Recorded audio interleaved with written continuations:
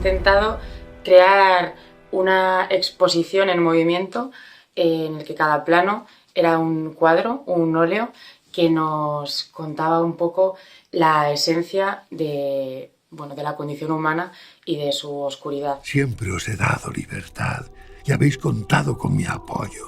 La parte artística nos hemos inspirado sobre todo en la esencia de Goya, en el diseño de personajes en Francis Bacon, un poco esas deformidades, esos estragos, esas secuelas de lo que significa cada personaje en su propia corporalidad.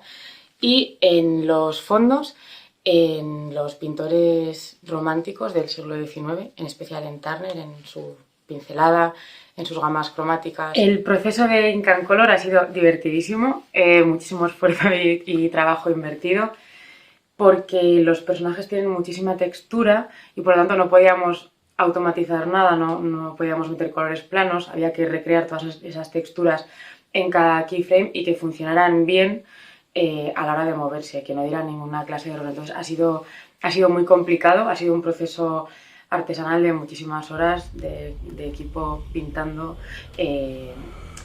cada keyframe.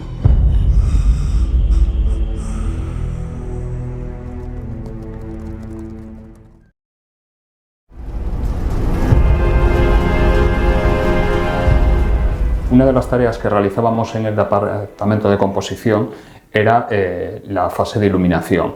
En este sentido nos vinieron bien algunas referencias de artistas como Caravaggio, Delacroix, que tenían contrastes bastante acusados y que nos venía muy bien para acentuar el dramatismo de muchos de los planos del cortometraje. Las tareas más importantes que teníamos que realizar en esta fase era acentuar o matizar algunas de las luces que ya venían propuestas en los propios fondos y por otra parte acabar de integrar los personajes que nos llegaban de Ink and Paint.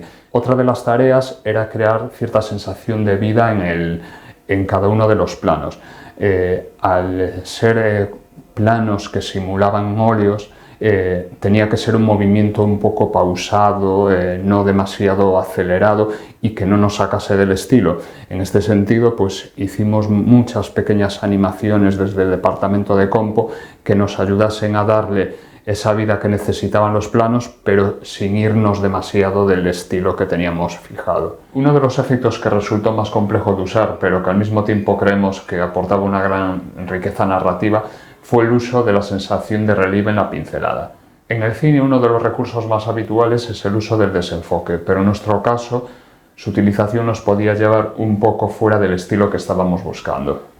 Para solucionar esto decidimos jugar con la sensación de espesor en las capas de pintura. Establecimos un símil con el uso del desenfoque. En las zonas donde habitualmente tendríamos elementos enfocados, en nuestro caso usaríamos unas pinceladas como más densas y más espesas.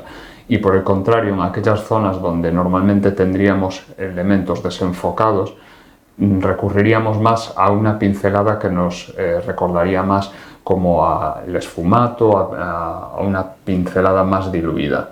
De esta forma, en las zonas donde habría menos pincelada, podríamos ver más ese supuesto lienzo que tendríamos detrás. Así, de esta manera, conseguíamos un doble objetivo. Por un lado, disponer de una herramienta con unos resultados análogos a los del uso del desenfoque y por otro lado sumar un nuevo recurso narrativo y creativo que nos metía más en esa sensación de que cada plano era un cuadro al óleo. Además de todo el trabajo de texturas previo, había también un trabajo de texturas añadidas que lo que intentaba simular era un poco el envejecimiento de la obra. Por un lado, craquelado, suciedad en la obra, un cierto nivel de desgaste que, además de darle esa verosimilitud al cuadro, por otra parte también nos servía para conseguir unificar todas las capas que teníamos por debajo.